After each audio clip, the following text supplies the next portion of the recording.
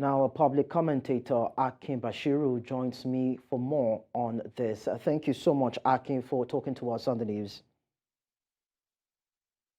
The anxiety is all over the place, and everybody's waiting to see their petition either rejected or upheld. But of course, this will depend on the kind of efforts their lawyers must have put into this by justifying the basis and the benchmark by which the petitioners have adjudged themselves as confident and credible to have gone into the tribunal.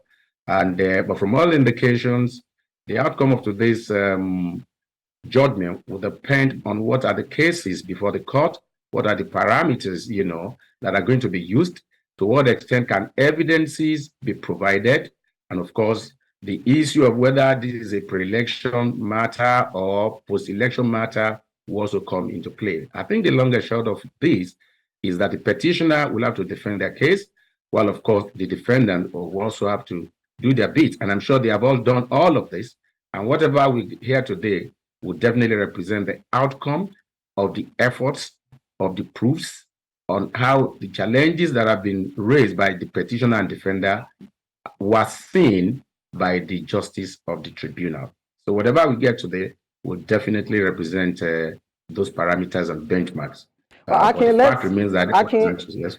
Let's be a bit critical about the cases that were presented by the petitioners. There were issues of what they said, talking about irregularities during the conduct of the exercise. They talked about intimidation, voter intimidation, and of course, electoral malpractices in some sectors, and of course, some pre-election matters that they presented. But what I want to find out from you is that as a public commentator who, of course, monitor the process, would you say that these petitioners, as at the time they approached the petitions tribunal, they were able to present credible empirical facts to corroborate their claims that the outcome of the election was tilted in the favor of the person that was eventually declared winner? I may not be able to say emphatically, and that's because I'm not a judge, you understand, but I know very, very well that some of these bases of petition are cases that ought to have been decided even before the election. So if there are such things, I'm sure the petitioner themselves should know that the tribunal cannot overturn the election of His Excellency Babajide Sanwo-Olu based on that. And when you talk about, rigging and all of this will still depend on the extent to which the petitioners can justify this. In how many police stations did it occur? And to what extent can this, even where it happened, vitiate the number of the number of votes that were delivered to Sanwo-Olu? So I think it's neither here nor there, but I'm sure it's going to be an uphill task for the tribunal to upturn the election of Sanwo-Olu. Because if there were irregularities, where were these irregularities? What kind of irregularity are you talking about?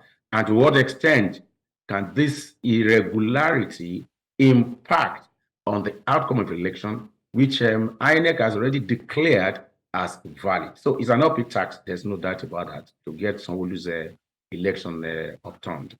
Akin, irrespective of what was being tendered by evidence by the litigants, a lot of people felt the judgment that was given by the judges during the presidential election petition tribunal were based on technicalities, without having to preempt what the final ruling in Lagos State would be from the judges who presided over the matter. Do you think that might also play out here? Yeah, let me use the opportunity to express my dismay. I often wonder what people mean when they say technicality. What does technicality mean? Technicality for me will be talking about, whereby you conjure, facts that are not in existence. All right? For example, people were talking about IREV and all that. And of course, in the Electoral Act, it was clear there that INEC can substitute, any of their processes the moment they are convinced that there was a need for that. Will you say that is technicality? If you cannot provide evidences to prove, I remember the justice of appeal court said that even not in one polling unit could they prove the case of irregularity. So how do you now refer to that as technicality? The fact is that whatever you are doing must be evidential. The burden of proof rests on the petitioner. So if you cannot prove your petition, you cannot prove the facts you have put in there, I do not think that should be seen as technicality. If decisions are not taken based on law, which some people call technicality, are decisions to be taken on morality or sentiment or passion? Of course not. So the justices will tell you that they are delivering a judgment based on the facts made available to them. Whether they are technical, political, or whatever, facts will remain facts, and that is the essence of it. And I know quite well that a good number of renowned lawyers applauded the judgment of that appeal court or the President Tribunal.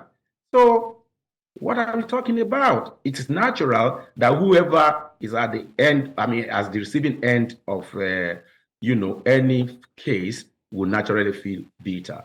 But the reality is that justices would deliver based on the facts before them. Akin, to ramp things up, in your own opinion, looking at the conduct of the judges during the course of the petition tribunal across board now in the country, would you say that their contribution and conduct have actually added credence to the credibility and value of the judiciary system?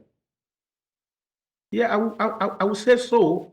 And one of the reasons why I think so is that before now, where social media had been so inactive, yes, but today every member of the tribunal is put on their toes. Everybody is interested in it, and I think this has equally challenged the justices to ensure that whatever judgment they are given can really stand the test of time. So as an individual, so far so good. As to the various judgments that have been delivered, I do not have any cause to doubt them. After all, when APC wins here, it loses in other places, and you also see the other parties too winning at different levels. So for me, it is not, I see it so far as something in the right direction. Akin Bashiru, thank you so much for talking to us. It's my pleasure. Thank you very much for having me. You're welcome.